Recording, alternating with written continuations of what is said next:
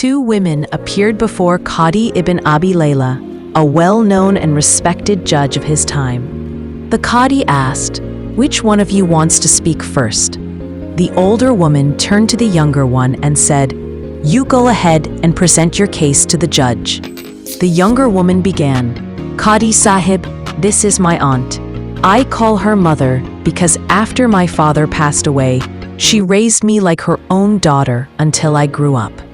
The Qadi asked, "And then?" She continued, "Then my cousin, my aunt's son, proposed to marry me. My aunt agreed, and we got married. Years passed happily in marriage. Then one day, my aunt came to our house and offered my husband a proposal to marry her own daughter. But she set a condition. He must hand over full authority regarding his first wife, me, to her. My husband, tempted by the idea of marrying a young maiden, accepted the condition. He married her daughter. On the wedding night, my aunt came to me and said, 'I have married off my daughter to your husband, and since he handed over your matter to me, I now, as your representative, divorce you.' Qadi Sahib, just like that, I was divorced. Sometime later, my aunt's husband returned from a long journey. He was a poet and a lover of beauty. I dressed up nicely and sat before him, then asked, 'Would you like to marry me?' He was thrilled and agreed at once. I put forward one condition, that he should hand over the authority of his first wife, my aunt, to me. He agreed.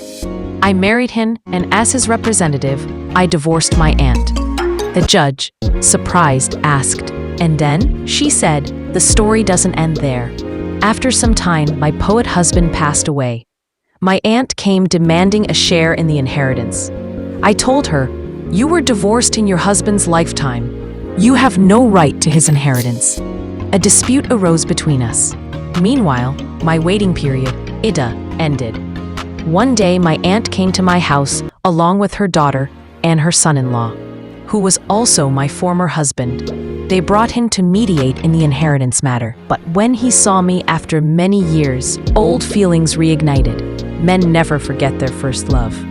I asked him, 'Would you like to marry me again?' He said yes.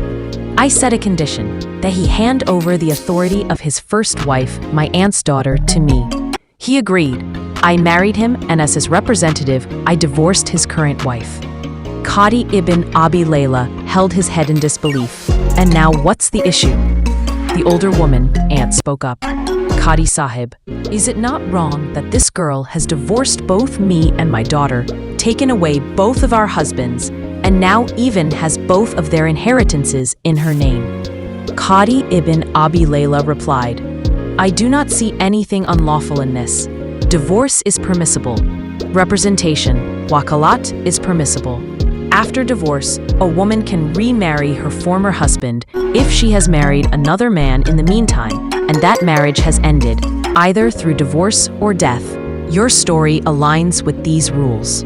Later, the judge narrated the incident to Caliph al-Mansur.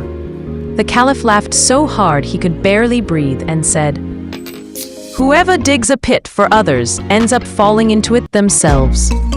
But this old woman didn't just fall into a pit. She fell into the deepest ocean.